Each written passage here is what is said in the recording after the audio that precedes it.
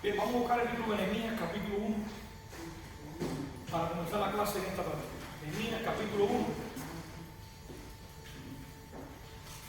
versículo de 1 al versículo 4.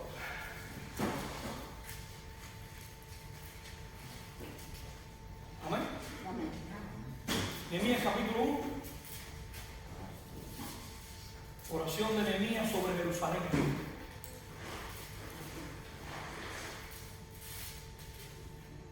Dice la palabra del Señor.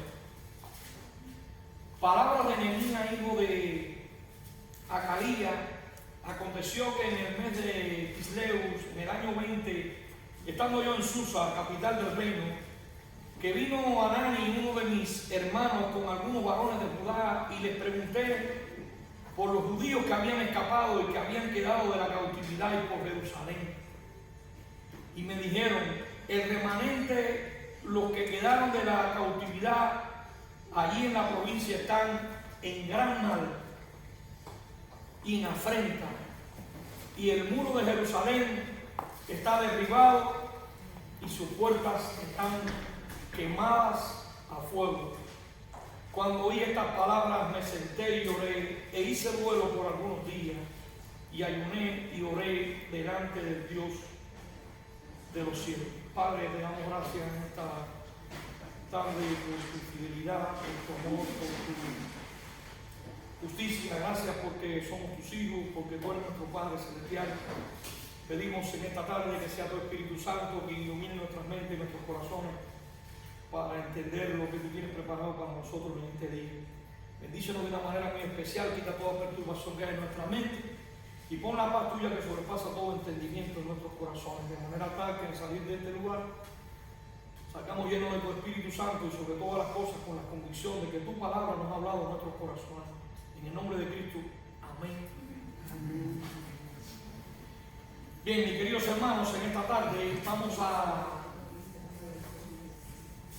continuar con la clase Nehemías redimiendo una nación en ruinas desde un corazón quebrantado. Eso va a ser el título de la clase en esta tarde. Nehemías redimiendo una nación en ruinas desde la perspectiva de un corazón quebrantado. Creo que vamos a estar marcados en el contexto de la oración que Nehemías hace sobre Jerusalén. Y vamos a estar mirando desde el versículo 1 al versículo 4, donde va a ser el punto clave de nuestra enseñanza en esta tarde. Quiero que meditemos bien, porque es mi propósito que al terminar esta clase seamos capaces de interiorizar en nuestra vida la importancia que tiene para la vida cristiana y para la vida de la iglesia entender que en algún momento de la vida vamos a pasar por circunstancias difíciles, por pruebas difíciles, por luchas difíciles, por momentos trascendentales, y permita al Señor que esta clase sea una clase de inspiración para nuestra vida, para interiorizar desde una perspectiva práctica de la vida de Nehemías cómo enfrentó esta realidad en medio de lucha, en medio de problemas y en medio de situaciones difíciles. Creo que si miramos el capítulo 1, el versículo 3, y miramos bien que ahora le preguntan a estos que habían venido de Jerusalén, y en el versículo 3 dice, hay un remanente, hay un pequeño grupo que está, ¿qué cosa? En gran mal y está en afrenta. Y si estamos hablando de la infraestructura de la ciudad, el muro de Jerusalén está, ¿qué cosa? Derribado. Y sus puertas están, ¿qué cosa? Quemadas a fuego. Dice que cuando él escuchó estas palabras, cuando oí estas palabras, ¿qué hizo?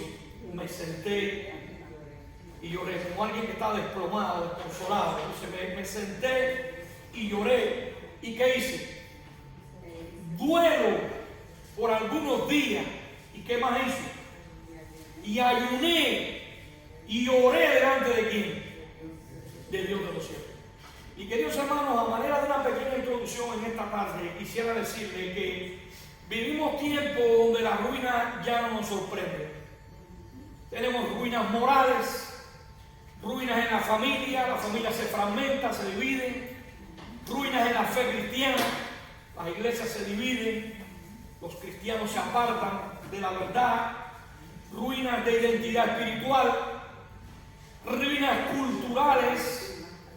Y creo que lo más alarmante no es que miremos esta realidad desde la perspectiva de lo que pasa en este mundo, sino de una manera aplicativa a lo que Nehemías estaba viviendo. Lo más alarmante no es que los muros estaban caídos y las puertas estaban quemadas. Lo más alarmante es que hemos aprendido a vivir, a caminar entre escombros y ruinas sin preguntarnos quién los levantará. Si miramos en nuestro contexto, gobiernos que fallan, instituciones que colapsan, verdades que antes eran evidentes y hoy son rechazadas, todo va muy acelerado, un proceso de que pareciera que viniera una hecatombe, que todo se va a destruir.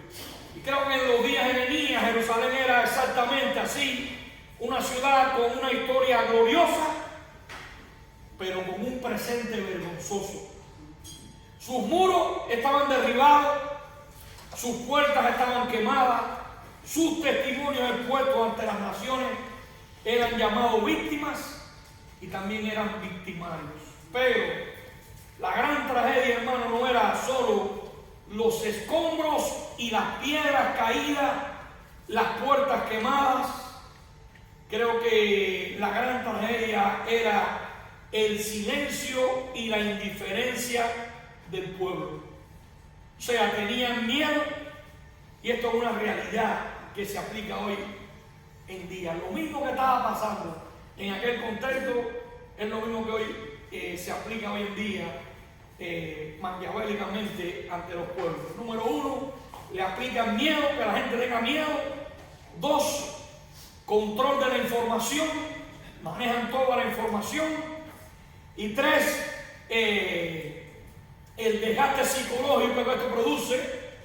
Empezamos a decir, esto no hay quien lo tumbe, esto no hay quien lo arregle, nada va a cambiar, es mejor adaptarse o hay que sobrevivir porque la cosa está mala. Y empezamos con un desgaste psicológico que esto va a frenar en alguna medida al ser humano, de manera tal que va a estar indiferente ante los problemas de la vida. Ahora, su gran tragedia entonces era que se habían acostumbrado a qué cosa, a las ruinas, a la situación que estaban viviendo. Hasta que de pronto, cuando vamos al escenario, un hombre lejos de la ciudad, lejos del templo, escucha la noticia y decidió qué cosa, no ignorar esta información. Ahora, si vamos a la realidad, este hombre número uno no era profeta, número dos no era sacerdote, número tres no era qué cosa, rey. Más bien era un hombre común sirviendo en un imperio extranjero. Sin embargo, cuando vio la condición en que estaba Jerusalén, él no criticó, él no opinó, él no culpó, él se sentó y lloró. Y ahí comienza el marco referencial de toda la restauración verdadera que ocurre en esta historia. La historia que encontramos en el libro de Nehemías no es solo la reconstrucción de un muro, sino que es la reconstrucción número uno de una conciencia, número dos es la restauración de una identidad, y número tres es el testimonio de lo que Dios puede hacer cuando encuentran a alguien dispuesto a cargar lo que otros han tomado como normalización. Ahora, mis queridos hermanos, hoy la pregunta sigue estando en pie. No es si hay escombro, no es si hay basura, no es si hay ruina, no es si las puertas están quemadas, no es si los muros están caídos. La pregunta que está latente es, ¿habrá alguien que sienta el peso de esos escombros y de esa ruina lo suficiente como para orar y levantarse y edificar el muro? Hermano, digo esto porque Dios no está buscando espectadores de crisis. Más bien Dios está buscando reconstructores. Y lo digo de esta manera porque quizás hoy ese llamado sea para nosotros, como lo fue también para Nehemías. Pregunto, ¿quién fue Nehemías? Su historia está narrada en el libro de Nehemías. No fue profeta como Isaías, no fue sacerdote como Aarón, no fue rey como David, pero sí describe el libro que fue un hombre común en una posición secular sirviendo a un rey del imperio persa extranjero. Sin embargo, hermano, Dios escoge a esta persona insignificante. Dios lo escoge, Dios lo llama y Dios tiene un plan y Dios tiene un propósito con esta persona. Porque antes de usar las manos, un principio clave que tenemos que tener claro siempre es: Dios busca corazones. Y esto es importante. Antes de Dios usar a las personas, Dios más bien busca primeramente el corazón. Y precisamente vamos a entrar en el desarrollo de la clase en esta tarde y vamos a ver como punto número 1 cuando las ruinas dejan ser paisajes y se vuelven ¿qué cosa? Cargas. Ese es el contexto del capítulo 1. Jerusalén estaba destruida, pero muchos ya se habían acostumbrado a ¿qué cosa? A vivir entre escombros, a vivir entre basura, a vivir entre ruinas. La diferencia, hermano, no fue la condición de los muros. Para mí la diferencia fue que Nehemías permitió que la realidad presente le doliera en su vida. Dice el versículo 4: cuando oí estas palabras, me senté y lloré. ¡Wow! O sea, hagamos una contemplación aquí. Y es que hay una gran diferencia entre una persona que ve la crisis y otra persona que carga con la crisis. Hay una diferencia grande. Nehemías no reaccionó con crítica, Nehemías reaccionó con quebrantamiento. Dice que lloró, ayunó y oró. Miremos también que confesó pecados que él no había cometido directamente en esta oración. Eso para mí es una intersección madura que él hace. Antes de levantar piedra, permitió que Dios removiera su propio orgullo. Entonces, miremos la oración que nace del arrepentimiento de Nehemías. La oración de Nehemías no fue una oración superficial. Más bien reconoció, número 1, el pecado colectivo del pueblo. Él se incluyó dentro de quién? Del pueblo.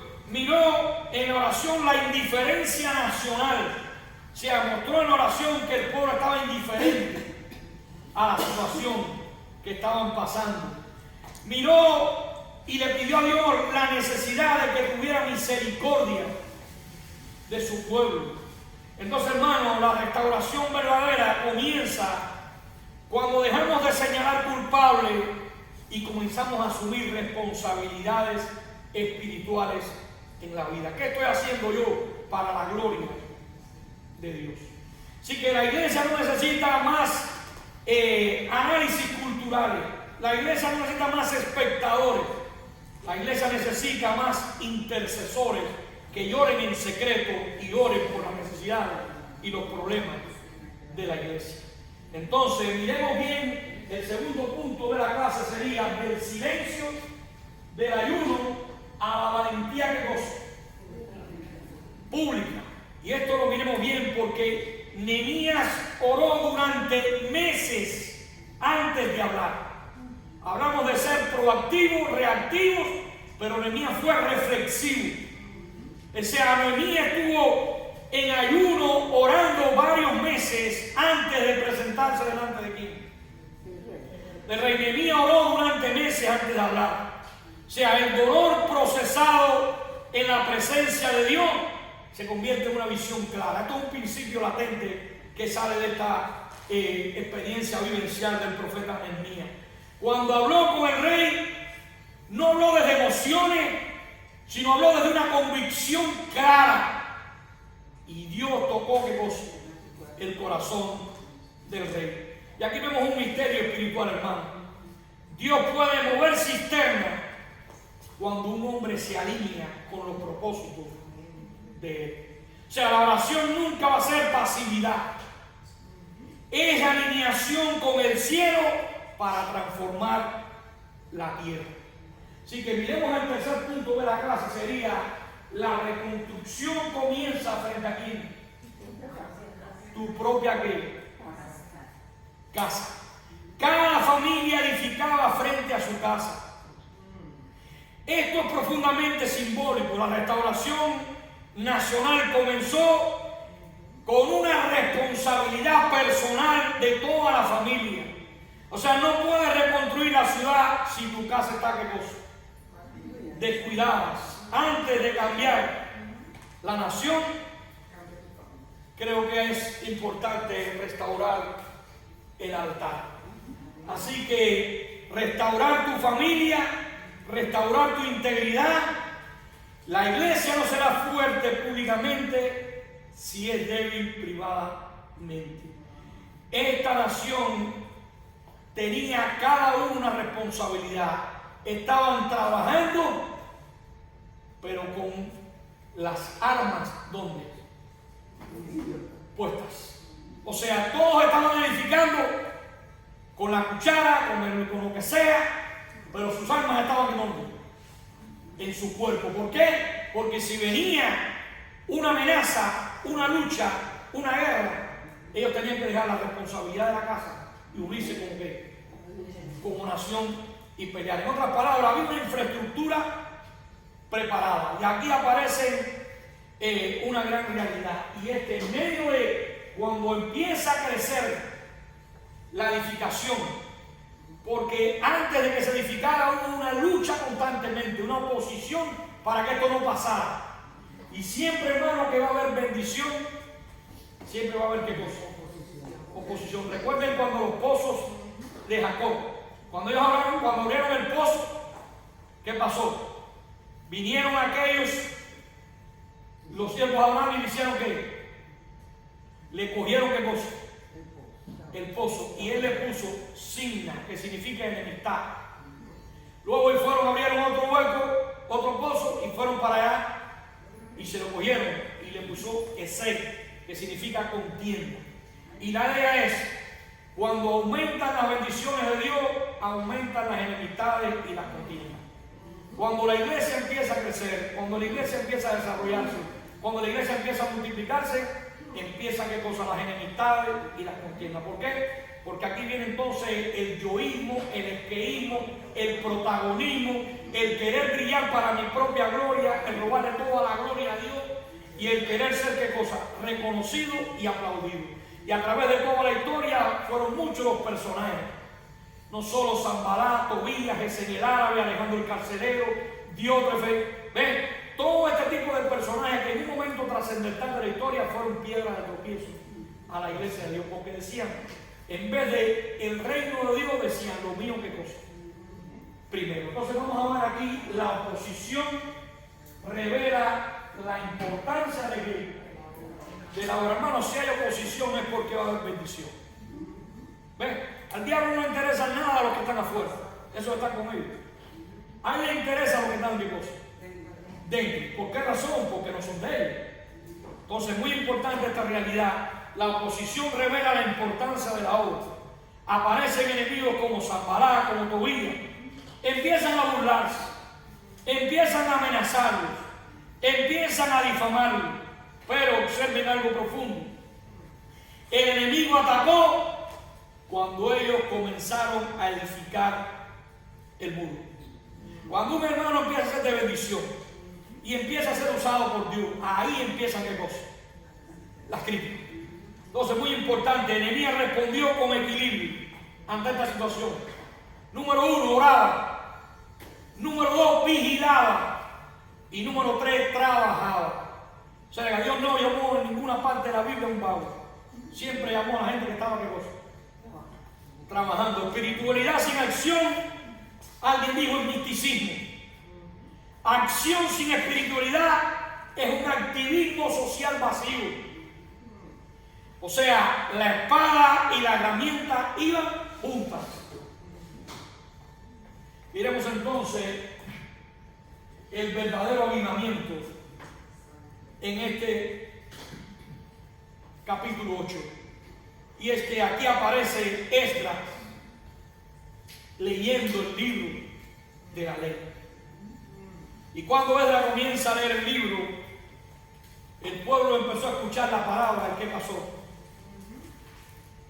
Empezaron todos a llorar. Pregunto, ¿por qué lloraron? Hermano, porque cuando la luz llega, revelan lo que las ruinas habían ocultado.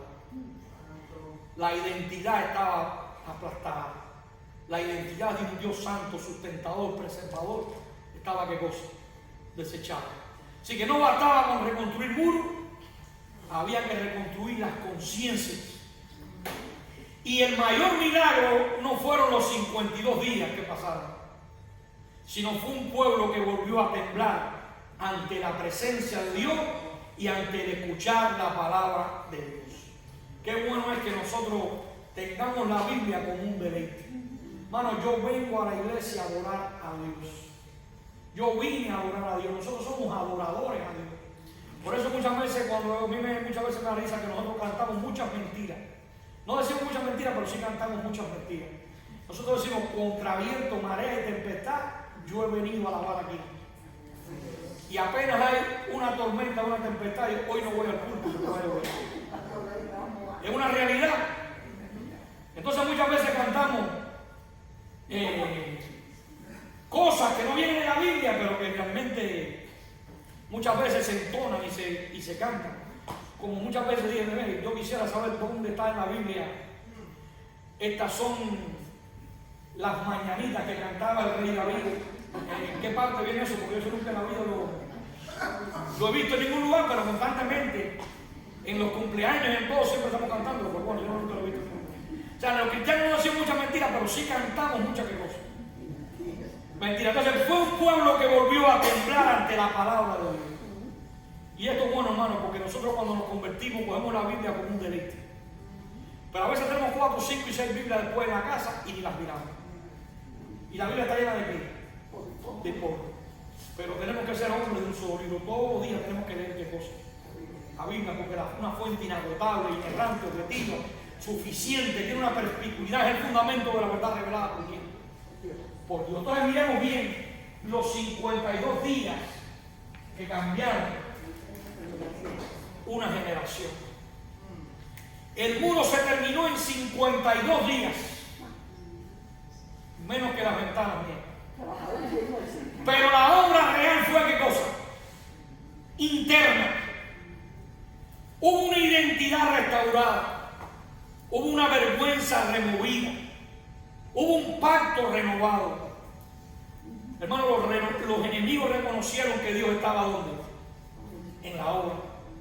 Y cuando la iglesia se alinea con Dios, con los propósitos de Dios, incluso quienes se oponen perciben que su mano, cuando los caminos del hombre son agradables a Dios, aún a sus enemigos vas a estar en paz con quién. Con ellos. Hay una reflexión para la iglesia entonces hoy también hay muros derribados.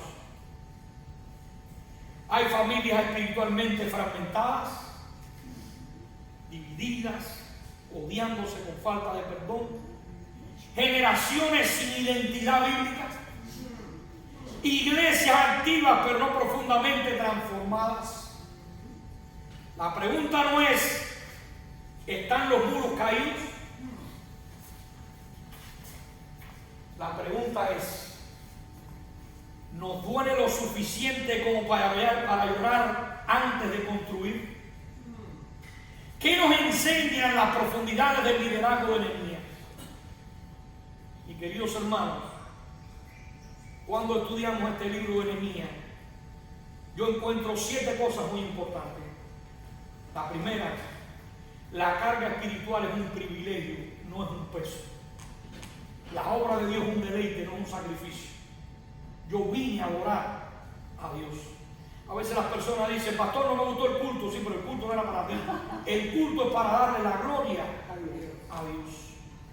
Número 2, el llanto puede ser más poderoso que la protesta. Muchas veces. Tercero, la oración prolongada siempre producirá estrategias definidas y divinas. Cuarto principio, la visión clara silencia las distracciones. Si Jehová no edifica la casa, en vano trabajan los que la edifican. Número 5, la oposición purifica las motivaciones. ¿Por qué lo estoy haciendo? Una voluntad, ¿qué cosa? Real. Importante que tengamos esto. Una voluntad operativa, motivadora y geográfica. Operativa, ¿por qué lo estoy haciendo? Motivadora, ¿por qué lo estoy haciendo? Operativa, ¿el qué es lo que estoy haciendo? Y geográfica, ¿dónde lo estoy haciendo? O sea, hacer lo correcto en el lugar correcto y por las razones correctas es hacer la voluntad operativa, motivadora y geográfica de Dios. Número 6, la reconstrucción externa exige santidad interna. De nada vale estar con un pavo real delante de los hombres cuando internamente tenemos un corazón lleno de pecado, de odio, de rencor y de resentimiento ante Dios. Cuidado, hermano, cuando vamos a cantar, porque muchas veces cantamos y cantamos para que la gente reconozca nuestros talentos y nuestros dones, pero en realidad por dentro estamos podridos. Así que cuando usted cante para adorar a Dios. No se fije tanto en la elocuencia de si puede ser mucho mejor, perfecto. Pero cuando lo haga, hazlo de corazón. ¿Para qué? Para Dios. Yo canto como un perro ladrando, pero no importa, lo hago para qué. Para Dios. Y no me importa que la gente me apruebe o me reconozca. Y número 7, el avivamiento verdadero comienza cuando tenemos reverencia por la palabra de Dios. Así que quiero que nosotros meditemos bien en esta oración del profeta Nehemías. Y quiero que todos cerremos los ojos y vamos a meditar en esta tarde y reflexionar. Y pidamos que el Espíritu Santo abra nuestras vidas y que esta enseñanza cale lo más profundo de nuestros corazones. Vamos a orar. Pregúntate ahí, ¿qué ruinas estás normalizando en tu vida? ¿Qué parte del muro te corresponde a ti? ¿Cuál es el don que Dios te dio? ¿Lo estás usando para tu propia gloria o para la gloria de Dios? ¿Estoy más enfocado en criticar la cultura o en interceder por ella? ¿Será que he perdido el llanto por lo que a Dios le duele? ¿Estoy más preocupado de la obra de Dios que del Dios de la obra? ¿O estoy más preocupado del Dios de la obra que se me ha olvidado la obra de Dios? No solo trabajen en el muro, hermano, sino que primero permitan que Él reconstruya nuestros corazones. Porque una nación no se levanta con piedra, se levanta con corazones rendidos ante Él. Hermano, la historia de Nehemías no termina con piedras levantadas, ni con muros reconstruidos. Termina con un pueblo que volvió a temblar ante la palabra de Dios, que volvió a llorar ante Dios, que volvió a reconocer que su fuerza no estaba en sus propias manos, sino en el Dios que los llamó. Hoy, hermano, nuestra Jerusalén puede ser diferente, pero las ruinas son las mismas. Familias fragmentadas, corazones endurecidos, iglesias que funcionan pero no arden. El llamado no es fácil y no es cómodo. El llamado es el de Nehemías, sentir la carga de lo que Dios ve, llorar en secreto, orar con pasión, planear con sabiduría, levantarse a construir mientras otros duden. Dios no busca espectadores, Dios no busca críticos, Dios busca corazones quebrantados y manos dispuestas. Que cada uno de nosotros hoy escuche el susurro del Espíritu Santo. No basta ver la ruina, yo te estoy llamando a reconstruir. Que salgamos de este lugar con un corazón decidido, con manos listas y con la convicción de que Dios siempre respalda al que obedece y edifica. Porque cuando Él está en la obra, hay un principio clave. Incluso nuestros enemigos lo reconocerán. Su poder, y toda nación, toda familia y toda vida puede ser redimida por Él. Y así como dijo Nehemías, estoy ocupado en una gran obra, que nosotros también hoy podamos decir: Señor, estoy listo para levantar los muros que tú quieres construir. Oremos. Señor Dios Todopoderoso, hoy venimos ante ti con un corazón humilde y dispuesto. Como Nehemías, vemos las ruinas a nuestro alrededor. Padre, vemos muros caídos en nuestras familias, muros caídos en nuestras iglesias, muros caídos en nuestro propio corazón. Padre, no queremos vivir acostumbrándonos a las ruinas y a los escombros. No queremos normalizar lo que tú ves como quebranto. Padre, hoy te pedimos que rompas nuestra indiferencia y nos des un corazón sensible para llevar esta carga. Padre, toma nuestras manos y guíanos en la reconstrucción de los muros. Danos valor para orar en secreto. Padre, danos fuerza para actuar con sabiduría. Y sobre todas las cosas, danos fe para mantenernos firmes ante toda oposición del maligno. Padre, ayúdanos a no distraernos, a no quejarnos, a no criticar sin edificar. Y que podamos decir desde lo más profundo de nuestros corazones con gran convicción: Señor, estoy ocupado en tu gran obra. Estoy listo para levantar los muros que tú quieres reconstruir. Ven, Espíritu Santo, y toca a cada corazón aquí hoy. Renueva pasión por tu palabra. Renueva entrega en la oración. Y sobre todas las cosas, haz que nuestro compromiso sea grande y claro por la restauración de tu pueblo. Padre, te entregamos nuestras vidas, nuestra familia, nuestro matrimonio, nuestros hijos, nuestra iglesia, nuestra comunidad, nuestro país. Y que cada uno de nosotros sea un Nehemías en su lugar, con un corazón dispuesto, con unas manos activas y una vida rendida a ti. En el nombre de Jesucristo, nuestro restaurador y redentor. Aleluya. Amén. Y que Dios le bendiga.